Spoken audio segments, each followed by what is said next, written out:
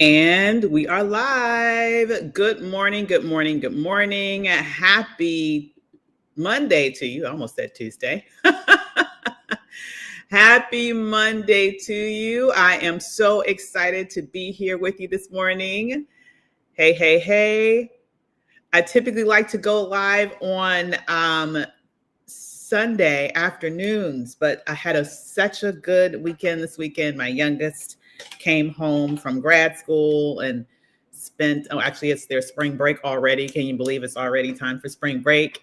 And had some other things I was working on this weekend. So I was not able to go live yesterday, but I'm excited to go live today. So I know this is not the best time for everybody. I know some of you might be out here working already or doing other things, but I at least wanted to come on here and share my thoughts. If you are want to get a good catch up on what's been happening, okay, this is what this is. Okay, I wanted to have like a nice little morning coffee conversation with you to get you caught up on what's been going on here with the craziness over in Iran.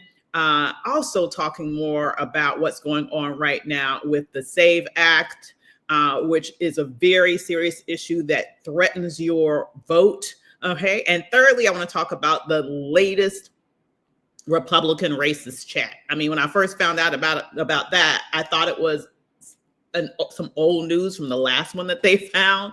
But apparently this is a thing, y'all. It's a thing. So we're gonna go into all of these things today. Good morning, good morning, good morning. Glad to see everybody here. How are you all doing?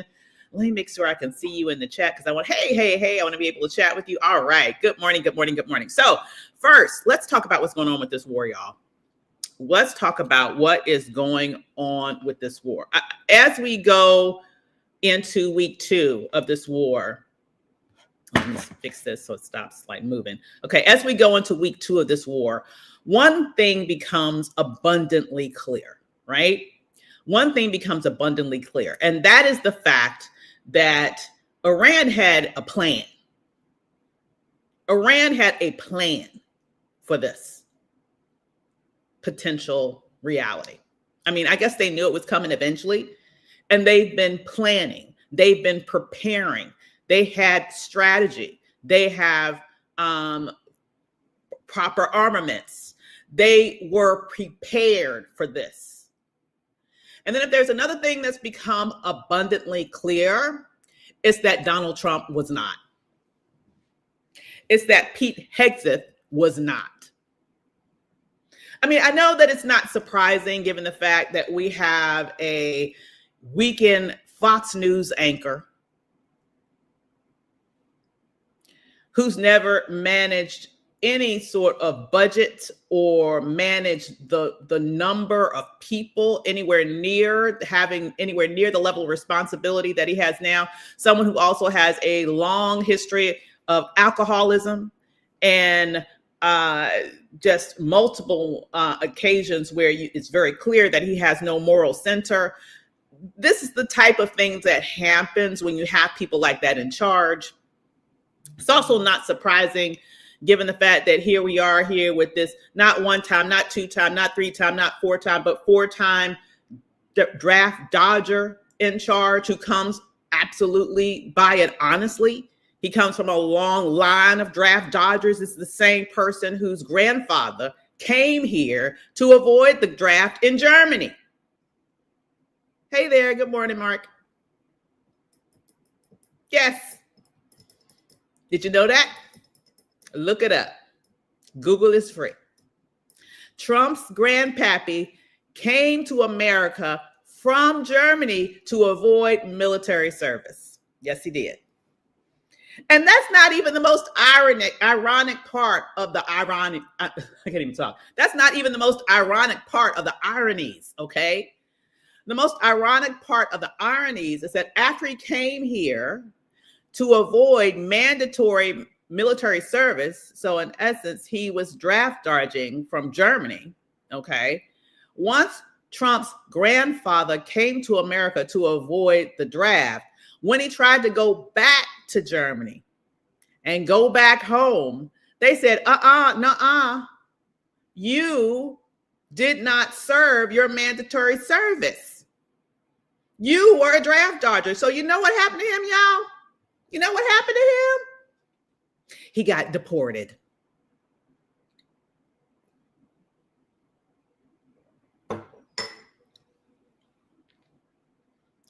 Ain't that interesting? Ain't that interesting? So Donald Trump, the draft dodger in chief, comes from a line of draft dodgers who ironically ended up getting deported when he tried to go back home because of his draft dodging behavior. Ain't that interesting? I find it very interesting because oftentimes it is very true that oftentimes people project on others their own fallacies. So I'm just saying that should explain a lot to you about what we're going through right now. But that being what that is, let's talk about the mess that this draft dodging coward has gotten us into. Okay? The mess that this draft dodging coward has gotten us into without any sort of significant preparation. So here we are, the start of week 2. It does explain a lot. Explain again? Okay, here's what happened in case you just log it on, okay? Donald Trump himself not only dodged the draft, not once, not 2, not 3, not 4, but 5 times. He comes from a lineage of draft dodging. His grandfather originally came to America to dodge the draft in Germany. Then after coming to America, making a fortune, he tried to go back to Germany, and Germany said, no way, you did not perform your mandatory military service. So then he up and got deported from Germany. Look it up. Because I ain't lying, because I don't have to. The truth is better than fiction. Okay?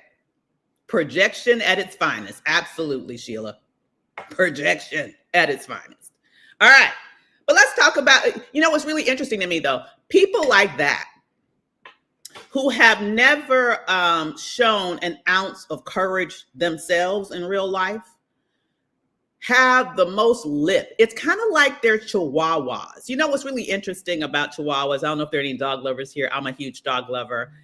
I've never owned a chihuahua. I tend to prefer bigger dogs, although I did have a Bichon, which is small, and I really love my little Bichon. He's passed, unfortunately. But I will say what's interesting to me about chihuahuas, they're really small, but they got a lot of mouth.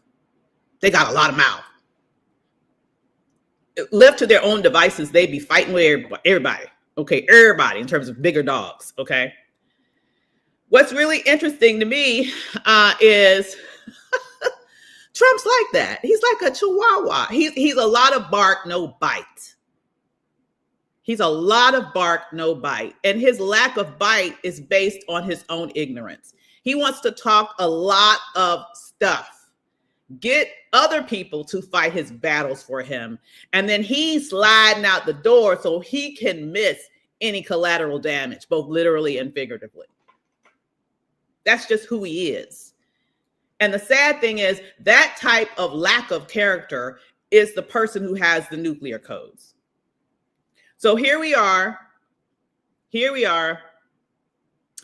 are now in the second week of this war. And let's talk about what's been happening. As I mentioned from the top here, Iran clearly had a plan. Donald Trump didn't. Iran's plan was, they are honestly, to just as a neutral observer, I'm not really neutral, but as an observer, I will say this,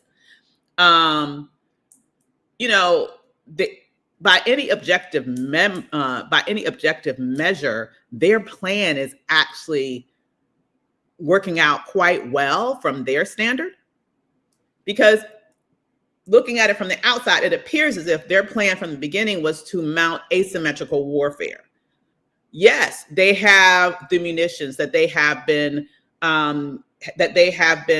producing and storing for decades because they knew this was going to come eventually. They never felt safe over there, given, honestly, Israel's predisposition to strike its neighbors. So that's understandable.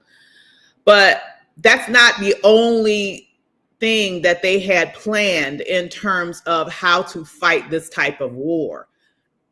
I believe that neither Israel nor America was expecting them to go after their neighbors in the way that they have with regards to specifically targeting American targets.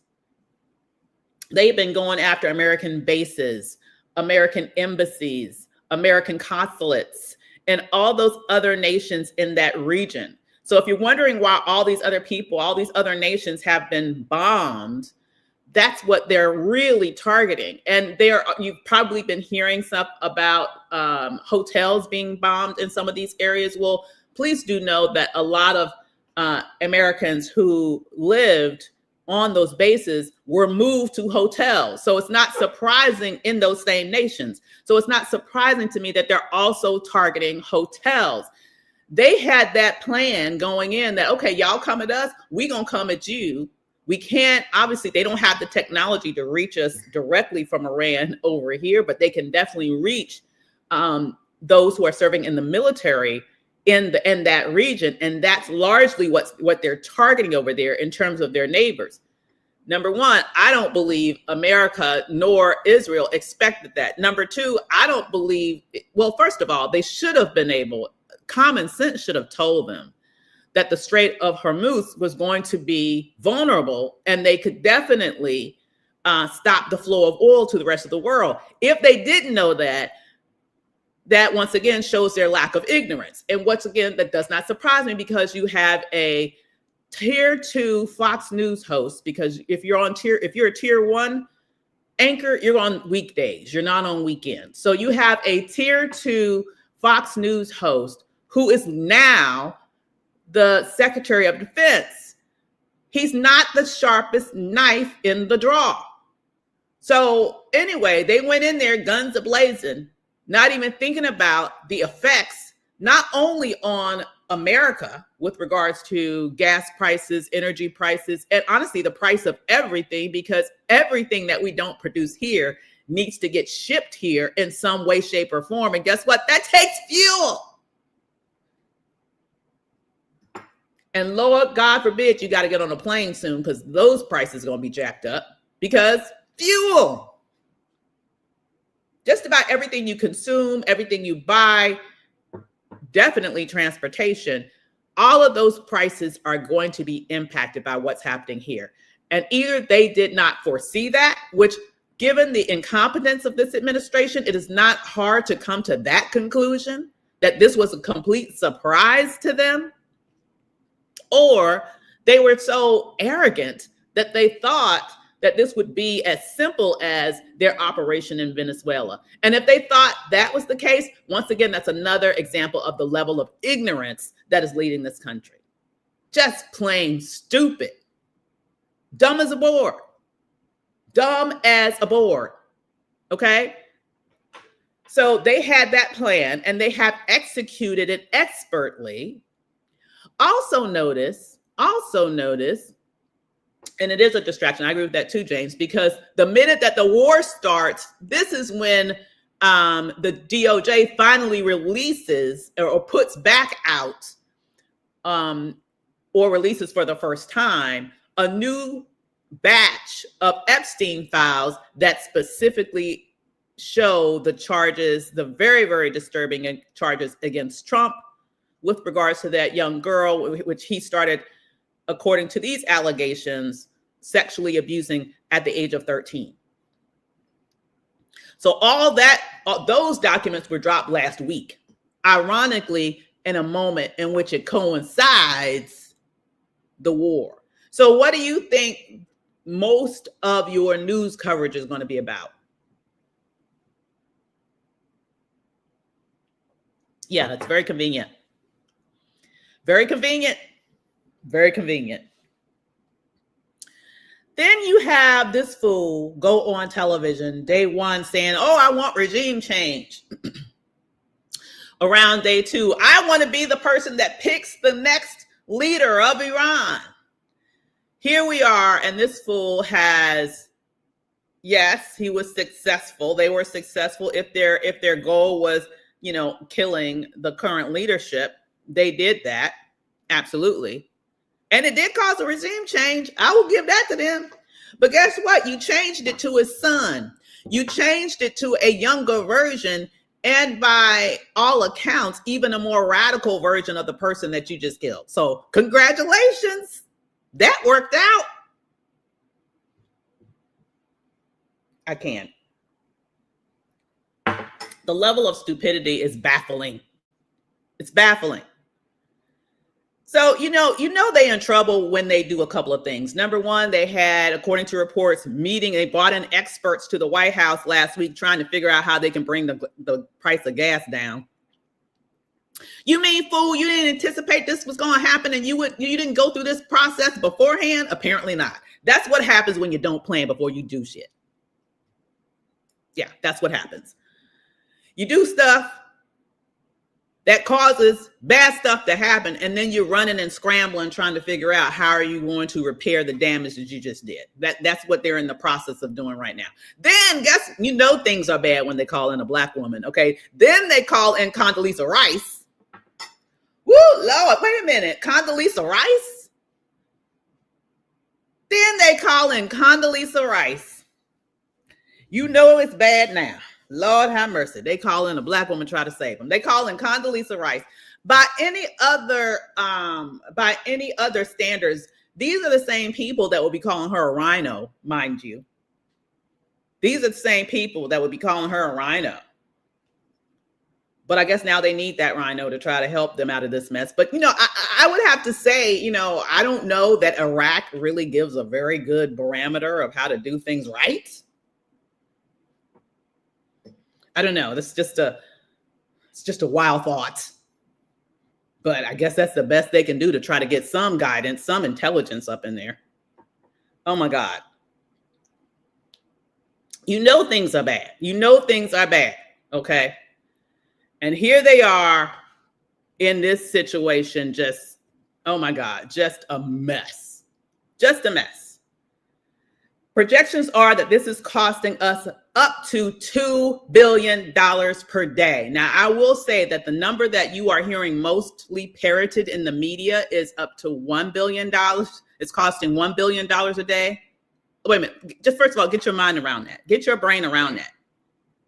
Get your brain around the fact that this not well thought out, completely irresponsible incursion, war, that, according to Marco Rubio, was done because Israel told us to do it. He had a moment of clarity in which he actually perhaps told the truth and then had to walk his little behind back out the very next day and deny that he said what he said, even though what he said was on video. Like, fool, you don't realize cameras were rolling when you said that? Y'all do realize Netanyahu has been trying to convince at least a good 3 full presidents before you to do this, and nobody else was stupid enough to do this but you?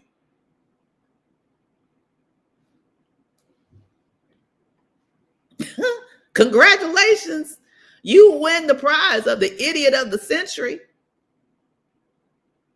So now they out there, $1 billion a day, at least, that they're spending. I'm seeing other figures that suggest it's $2 billion a day. And how many of you have had your health insurance go up? I want you to think about that. How many of your family members, your parents, elders in your family are now having a hard time with their Medicare? Like, it's gotten worse.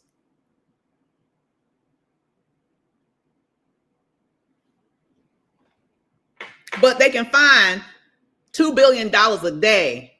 For what? Every time you turn around, I counted at least 7 or 8 different reasons why they at least are saying they started this war, although we all know that they started this war for other reasons. Because Bibi told them so, and because they wanted a distraction from the Epstein files that implicate Trump. Do you believe that America shouldn't attack Iran? Why? How is it in our interest? No, I don't believe that we should attack Iran. It's not. Why? It is not in our interest. We were not directly threatened by Iran. They have no capabilities to come over here directly. I do not believe it. Absolutely the fuck not. We need to mind our own damn business. I thought this was the person who ran on the fact that we don't need to have any more endless wars in this country. But since he's been in office, it seems he has been endlessly in war. What the hell? There are some 600 different military incursions that this fool has engaged in, targeting at least 8 countries since he's been in office, and he's only been in office about 15 months. I am so tired of people saying, well, you know, Obama had military actions in 8 countries over 8 freaking years. The two are not the same. And don't forget the fact that this fool has yet to come directly to the American people and decide which lie he wants to tell us about why he's doing this in the first damn place. Absolutely not. I am tired of America going all around the damn world, acting like it has the ability to be the police of the planet, acting like it's our damn business who people choose and do not choose to lead them. American imperialism does not help us. If you are wondering why people around the world are saying we hate Americans, it might have something to do with America always going into other countries, killing other people's leaders, and in the process, oftentimes killing innocent people, like the 175 little girls that, according to reports, our military killed on the very first day of this war. Not to mention the fact that now they have targeted the water in Iran, which does not just impact those in the military. How are people there supposed to have fresh water? And now you're going to turn around and say, why do they say they hate us? Are you stupid? Are you slow? Are you ignorant? Wouldn't you hate it if someone did that to you? It's not hard. It really isn't hard. It really is not hard.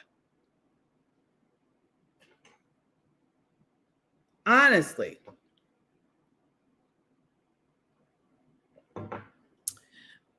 Once again, and Ashley, let me once again say how many years did that happen? We're talking about 15 freaking months, 600 military actions over 15 months, 8 countries. And for what? And for what? Prices are going up. Enjoy spending more at the tank then if you want him to keep doing this. Absolutely do it. We're already and honestly, that's the beginning of where you're going to spend more money. Because as I said, it's going to impact everything else. Plus, also take into account that this White House has now ended the act of providing bulletins to the states to let them know if there are any domestic terrorist activities that are supposed to happen. So this man has gone and now made you even less safe in your own homeland. Congratulations. Congratulations. But what I am saying here also is that no president should do this. If you believe that Obama shouldn't do it, does it make sense to you that Trump should? I believe that no, I'm saying American imperialism, no matter who does it, is wrong. You can't have it both ways. However, the level and the velocity and the full, the number of actions that is going on in this period of time, from shooting fishing boats in the Caribbean that would be honestly physically impossible, even if they did have drugs in them, which I don't even trust that they did, because I don't believe anything out of this White House. They lie consistently. But it's no way you would have enough gas in a little fishing boat to go from right off the shores of Venezuela to make it all the way to the United States. Are you kidding me? They're just killing people at will. You're going to go from doing that from multiple actions of that, and no one else has done anything like that. No one else. To then going into this other Venezuela, kidnapping their leader and his wife, bringing them over here only to have, in essence, the same regime in charge because its VP is in charge. So that's not even real regime change there. You're thinking that you're going to get on the good side of the oil companies, and the oil companies are saying, we don't even want that shit because it's not even good quality. Thanks, but no thanks. These people have shown a constant predisposition to not think 2 or 3 steps ahead of the move that they make. Like they would not know how to play chess. They can only think, oh, let's do this, and not even predict what are going to be the next things that could happen and prepare in advance. So for example, you have Americans who are over in the what the world calls the Middle East right now, okay, who can't get back home. Who Mark Rubio went on television and said, oh, here's a phone number for you to call so that we can help you if you are stuck in, Dubai or any of those, countries that honestly are taking hits right now because the American installments there are being targeted by Iran, which once again, it was a plan that they had ahead of time that they have executed, unfortunately for us, very well. And so people call the number, and you know what they get? They get a message that tells them, oops, sorry, you on your own. Good luck. If this was well thought out, you would have thought that they would have made some arrangements ahead of time to make sure that their citizenry would get out. The people who even work at the U.S. embassies are stuck over there. I know that they might not be able to get every American out, but you would think that they would have made some attempts to at least get the federal workers out. They didn't even do that. This is the epitome of a shoot first, think later administration. How many times do they have to show us? They have zero ability to plan, to predict, to be strategic, and to not be looped into shit that has absolutely nothing to do with the day-to-day lives of the American people who are right now being crushed under this economy. The last jobs report said that we lost 96,000 jobs last month. The price of gas jumped 50 cents in a week. And good luck. This is probably the lowest that it's going to be in quite some time.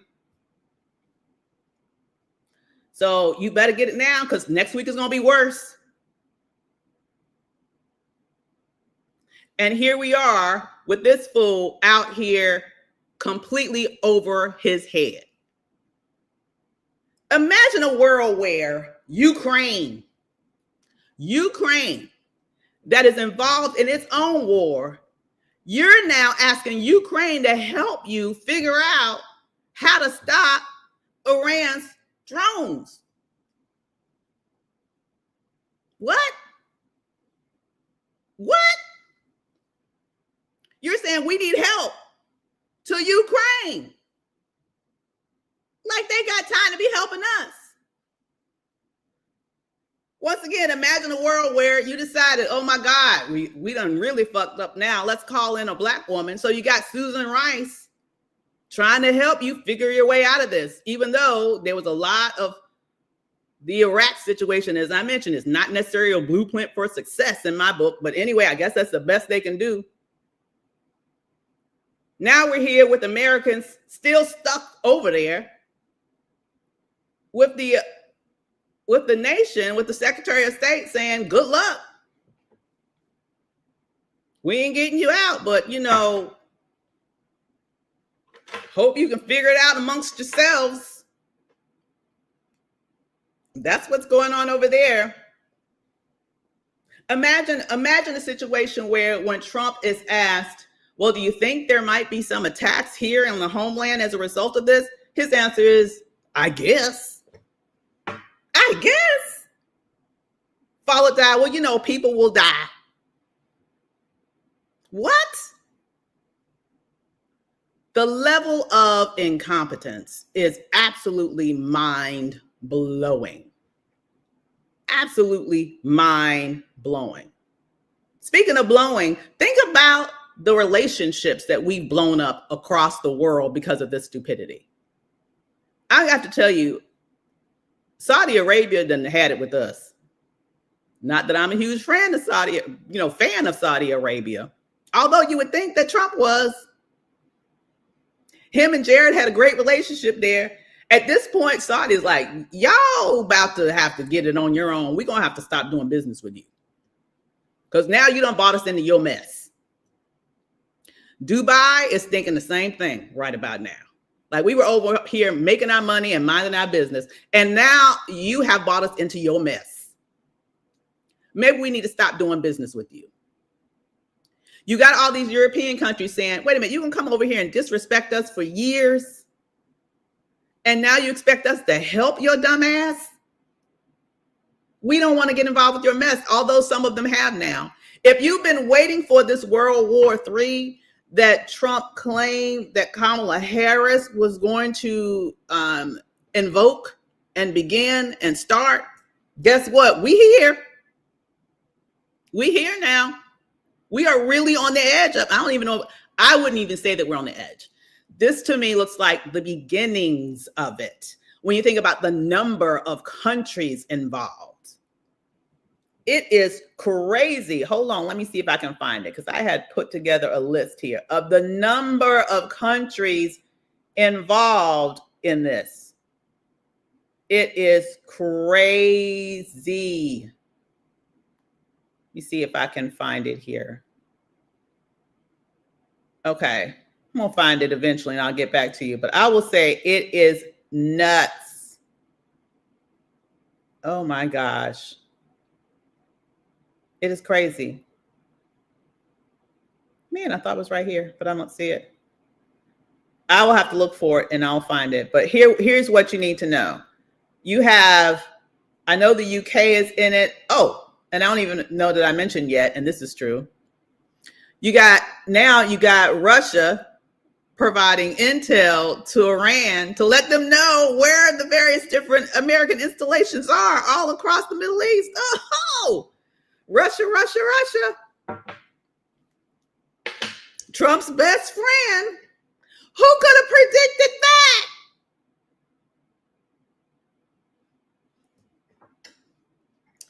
Now the latest is that you have Iranian ships over leaving China with new chemicals that could potentially be used as part of this war.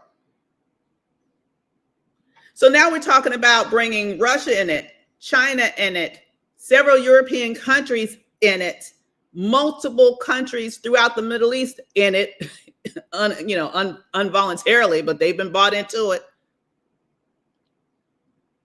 How is this not looking like a world war? How is it not? And this fool still walking around, running around, smirking like it's a fucking joke. Having video game footage mixed in with videos of what they think is war footage. Although I don't even trust part of it is they just don't even know. Like when they got fooled by the decoys that Iran had out there, spending millions of dollars and bombing decoy planes. Woo, geniuses. Oh my God. It is absolutely crazy what's happening right now. I agree with you, Anthony. I agree with you completely. He says, history has shown us all great empires eventually collapse, and I guess now it's our time. That's what it's looking like. That's what it's looking like. Because he's got us out here isolated. Our economy is crumbling right before our eyes. The value of the dollar is being diminished because of his actions, because of his tariffs. You have supply chains for American entrepreneurs that have been interrupted, if not irreversibly broken.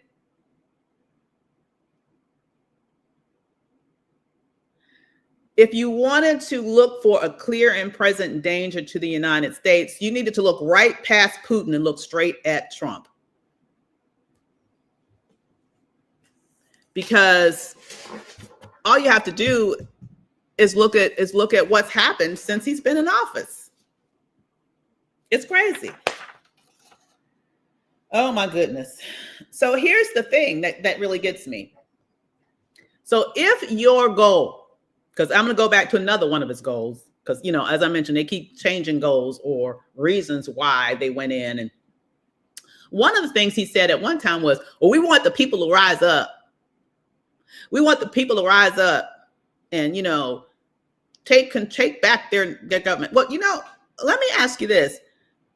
Why do you think you would be able to endear the people of Iran to be on your side after you just murdered over 170 little school children?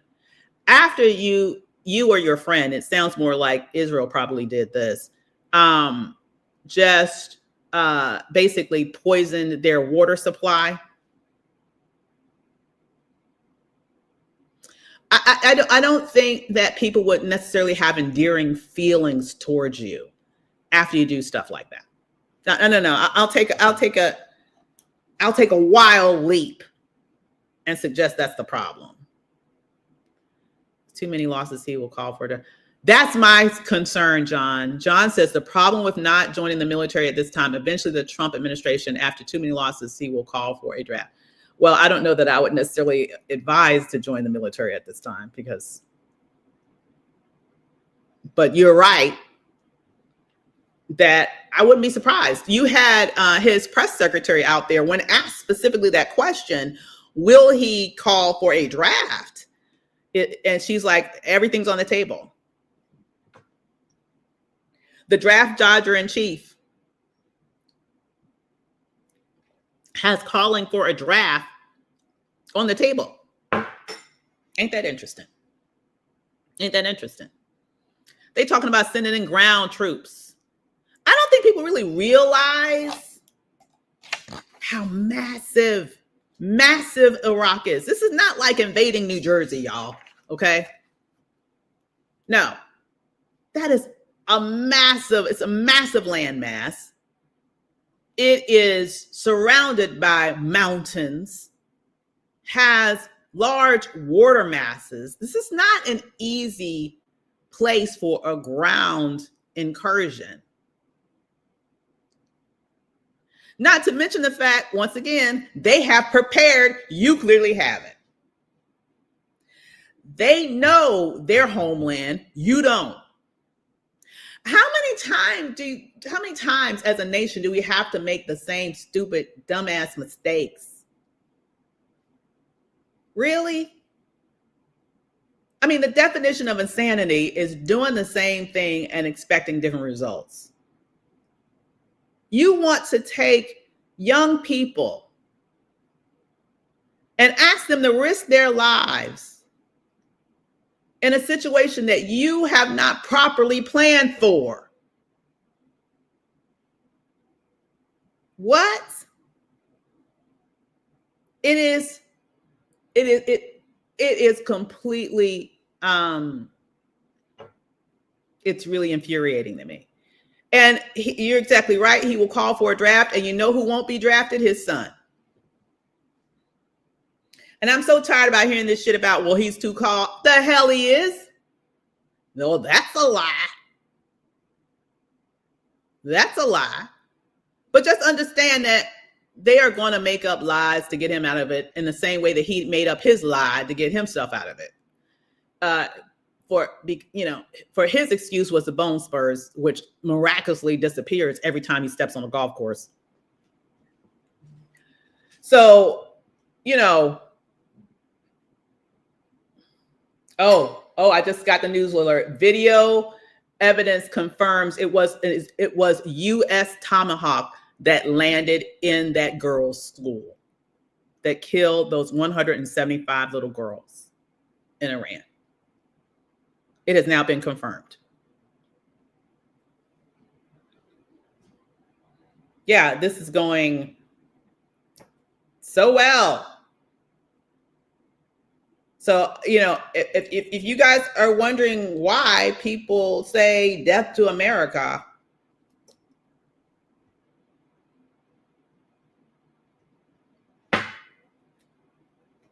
wouldn't you feel that way if people killed your children? Come on, this is just, we're not even talking about nationalities, races, anything at this point. That's a human response. That is a human emotion. That is a human feeling. Any parent would feel like that. Any parent. And as a parent, I know that to be true.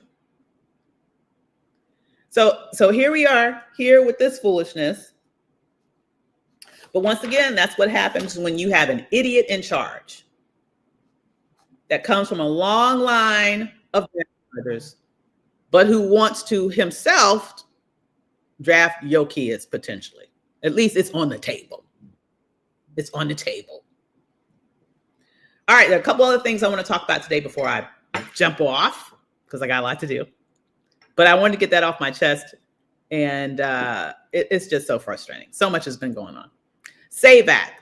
So Trump was quoted recently as saying that he will not sign another bill into law until the Save America Act passes. First of all, let's get one thing straight. He's barely signed any bills into law. He's done enough damage with that big monstrosity of a I'm going to take your health care away bill that he signed earlier in the year. Well, last year, right? The one that they claimed they didn't have enough money for you to make sure that your health insurance costs stayed low. The one that said that they didn't have enough money to make sure that we had Medicare and Medicaid intact in a space that would really help people.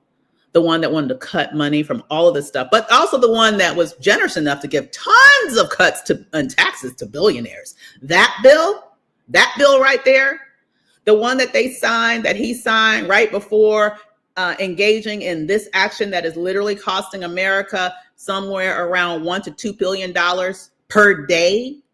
Yeah, that bill right there. Other than that, he's mainly been signing executive orders. But now he's saying he's not going to sign another bill, okay, until they pass the Save America Act. Well, let me just once again remind you what the Save America Act, because they lie. These people lie. They lie. They keep saying that the Save America Act is all you just need to do is show voter ID. That's it. Just show voter ID. It ain't that simple, y'all. It ain't that simple. What they want you to show for proof of citizenship is your birth certificate that must match your current ID, which, by the way, if you are a married woman and your name is now different than what it was when you were first born, which for most of you it is, if you have taken on the tradition of changing your name to your husband's name or hyphenating your name with your husband's name, it's not going to be the same name that was on the birth certificate. Guess what? Then you can't vote unless you get that rectified in time. So if you can't show it that way, then you have to get a passport. And this is true of everyone, not just women who may have changed their names. The proof of citizenship that they need is not just your driver's license.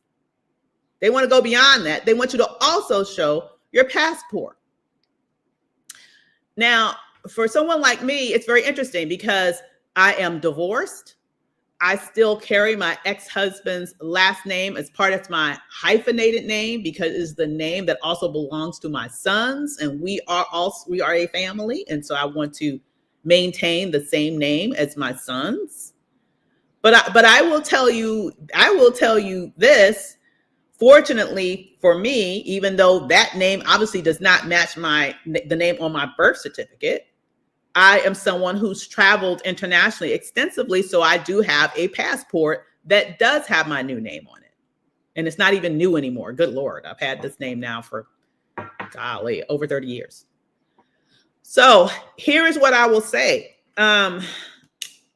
I am not the typical person in America. Most people in America do not have passports. And if you want to get one now, in order to be able to do that, to show that you are a citizen, guess what? They have cut the funding to passport offices, so it's going to take longer to get your passport. Yeah, they have even less people available to process those passports, number one.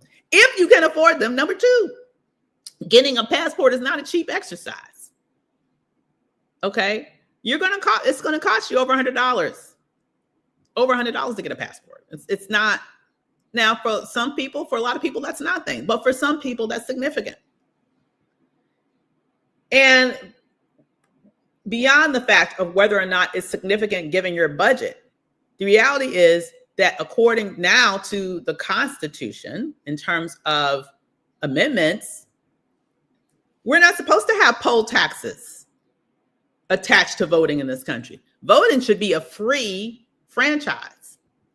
The fact that you are now requiring people to get a passport, which for some people will be out of their budget, and even if it is in their budget, given the number of people that now may need to get passports, at the same time that you have reduced the staffing of the people that are hired to process passport applications, just understand this is meant to create a bottleneck situation so that millions of people can be disenfranchised.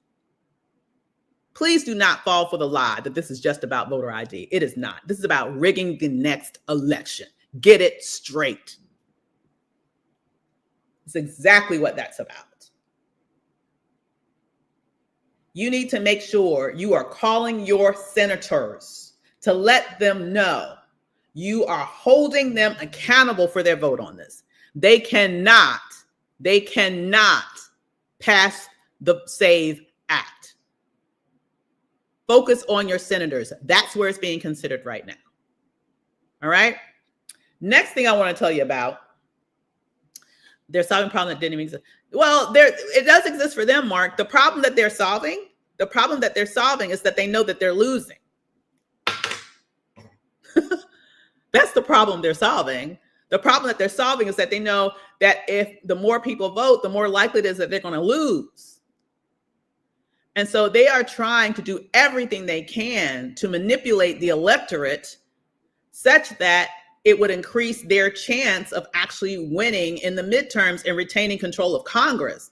This is a power play at the highest level to try to maintain power. He knows what's going to happen when he loses Congress. And if the Democrats had any balls, he'd be looking at the inside of a jail. Now, I can't say for sure they do, so I don't know if that will happen, but that's what needs to happen. You are most welcome, Angela. That's what needs to happen. So because he is so desperately looking to avoid the possibility of being on the inside of some, bars, and not, when I'm talking about bars, I'm not talking about rapping. I'm talking about real bars, okay? He's trying to avoid going to jail. He's trying to avoid being impeached. He's trying to avoid having all of his ambitions being shut down by Congress. Because right now he's just like a kid on a sugar high. He's gotten the Republicans to bow down to him or bend over to him, whichever way you want to think about it. Actually, it's more like bending over if you ask me, but he got them, okay? He got the Republicans. They're pretty much doing everything that he wants them to do. There's a few brave ones that'll stand up to him, but not many, not enough, not nearly enough. So that's how we're in this mess right now. And the Republicans have abdicated their responsibility of Congress people to even give approval for going to war. They have abdicated it to this megalomaniac.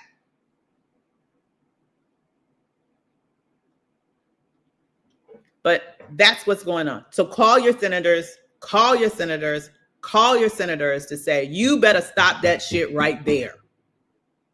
or you will not be elected back to office, period. All right. Next thing. Oh, this story right here, you guys. When I first heard about this, because I first heard about it from Brian Donaldson, who you might recall, he used to be a Black Republican congressman. He is now running for governor of Florida. I don't think that's going to work out too well for him, but let him have his moment of self-delusion. Okay. But anyway, I saw a report of his, or a quote from him, where he was talking about how, these Republicans and these chats, they shouldn't have done that was very racist and they shouldn't do that.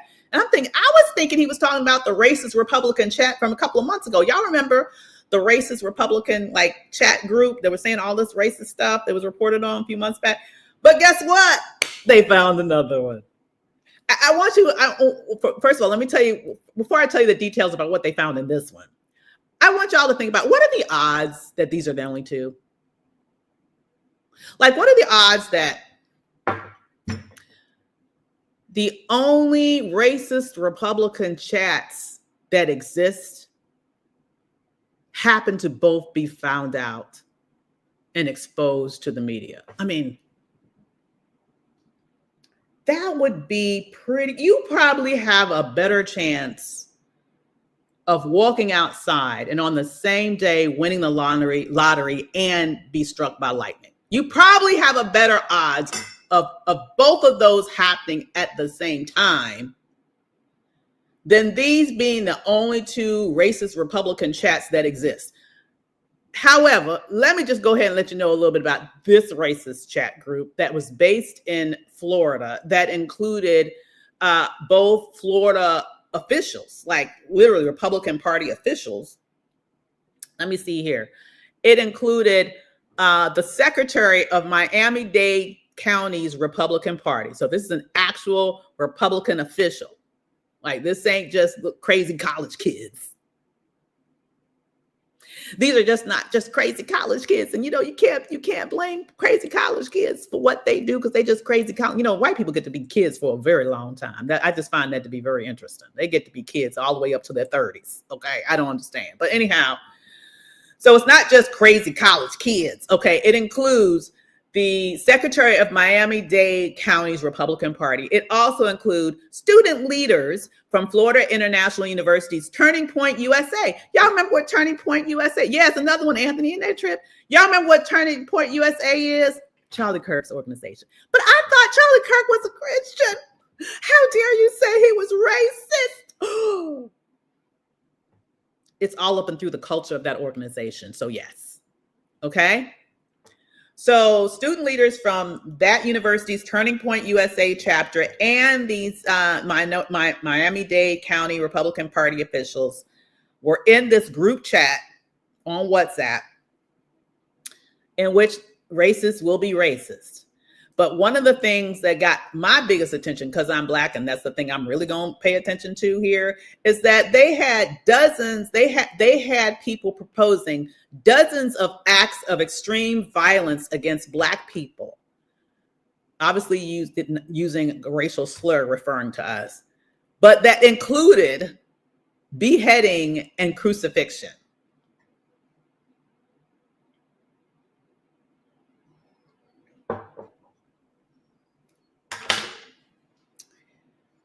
This just happened last week, y'all. So here's what's interesting to me. I get a big kick out of my comments, and I appreciate all of you all that comment under my posts. I really appreciate each and every one of you, even the people that I don't agree with, because y'all still help my algorithm. So thank you. You be pushing me out to more people. I appreciate the hate. But what's very funny to me is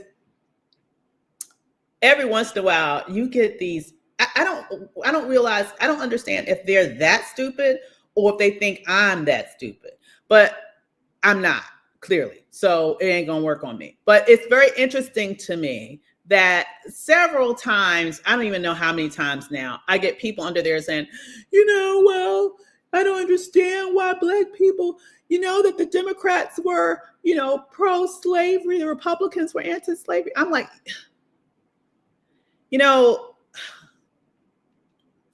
here's a hint.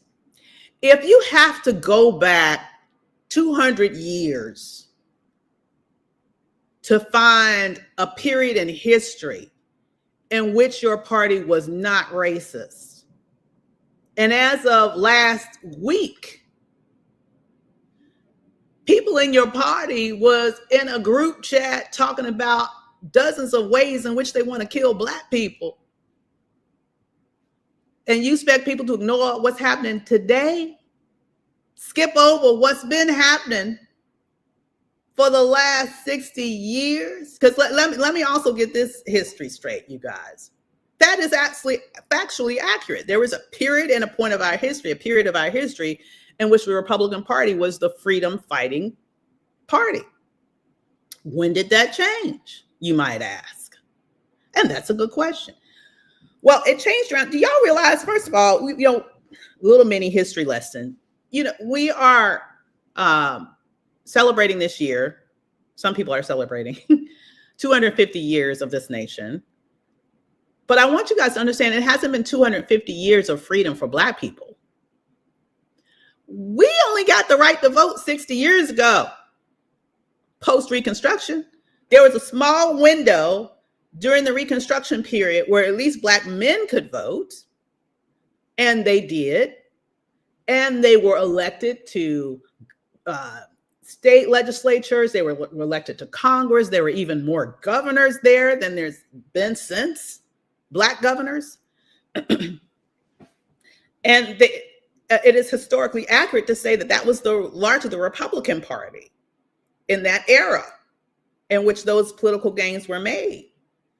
But I want you guys to understand that at the end of Reconstruction and the beginning of Jim Crow, where you did have a Democratic South that was in fact very racist, that had the one-party primaries and had the poll taxes. Once again, poll taxes, remember that, because that's what they're trying to do now with the SAVE Act, okay?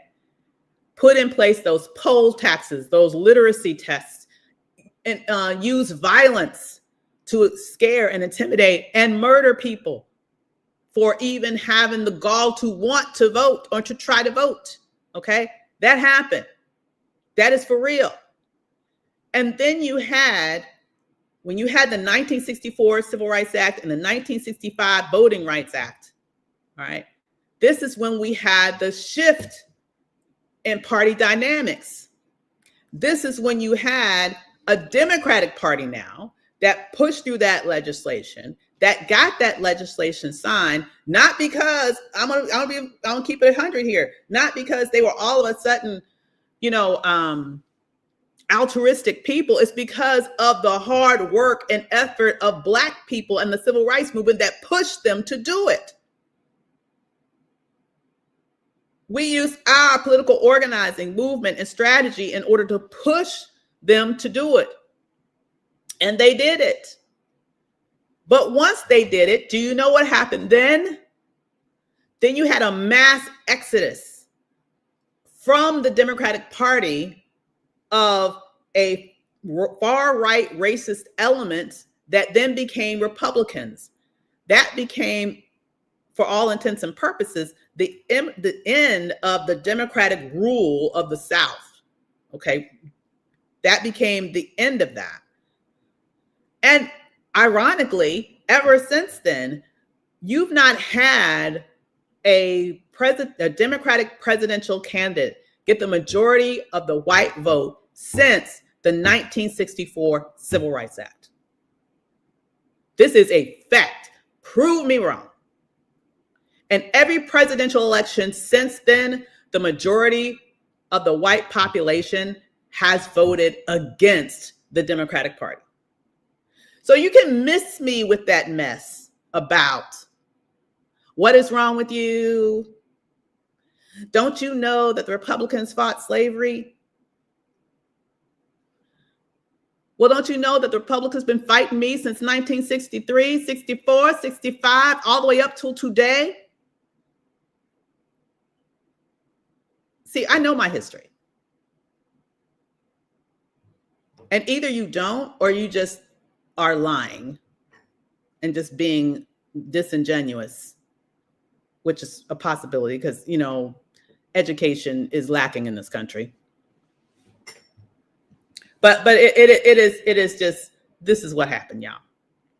So I want to let you know about this latest Republican chat leak, Chatgate. It's not getting a lot of news right now because obviously between the war, that's the main thing taking up all the space in the news. There's a little bit about the latest Epstein drip, which is devastating with regards to the Donald Trump missions, but no one's really talking about that because of the war. That's very convenient, isn't it, Donald? But yeah, they found another one. It's just as disgusting, if not more, as the previous one that they found. And if you guys think that these are the only ones, you are wrong. There is a white supremacist revival, and I don't know if I would call it a revival, but a heightened level of energy and a feeling of just this feeling that they can do. It's a feeling of freedom to be bold with it because they're taking their cues from the top. And so there is no shame associated with it. Make racism shameful again. How about we do that? How about we do that? How about we do that? Because here we are yet again, Republican racism on full display. And at this point, people are like acting like it's no big news because it's become the regular. I don't want to hear about what happened 200 years ago. What have you done for me today? What are you doing for me today? What are you doing in your own party to stop this type of behavior? When you do that, then you'll have a leg to stand on. When you don't, I'm not even paying you any mind. You have no moral standing at all. So with that said, this is the end of my coffee chat, of my morning rant, all right?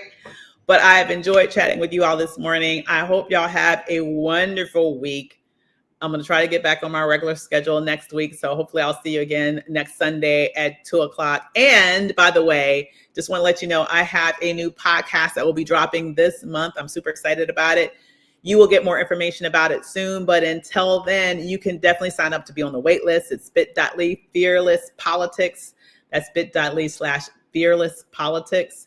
And I'll give you more information as we get closer to it launching. But until then, y'all have a wonderful, wonderful, wonderful week. And I will see you soon. You are most welcome, Anthony. You are most welcome, my dear. I appreciate you. Y'all have a wonderful week and I will see you later. Take care, everybody. Bye. I love it. Hey, Elijah. Great to see you, my man. Take care, everybody. Bye.